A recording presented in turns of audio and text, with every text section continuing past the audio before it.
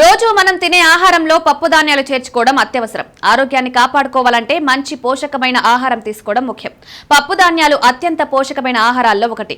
అయితే ఏ ధాన్యాలు ఆరోగ్యానికి మేలు చేస్తాయో తెలుసుకోవడం అవసరం. పప్పు ధాన్యాల్లో పెసర, కంది, శనగలు, మినపప్పు వంటివి ఆరోగ్యానికి అత్యంత ప్రయోజనకరం. కొందరు పెసరపప్పు, మరికొందరు కంది, ఇంకొందరు ఎర్రపప్పును ఇష్టపడతారు. అయితే ఏ పప్పు ధాన్యం ఆరోగ్యానికి మంచిది?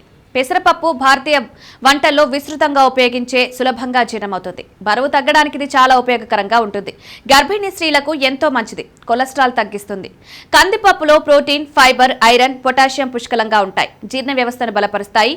రక్తంలో చక్కెరను అదుపులో ఉంచుతాయి. మహారాష్ట్రలో విస్తృతంగా వాడే ఎర్రపప్పులో iron, folic acid, calcium, vitamin B, potassium ఉంటాయి.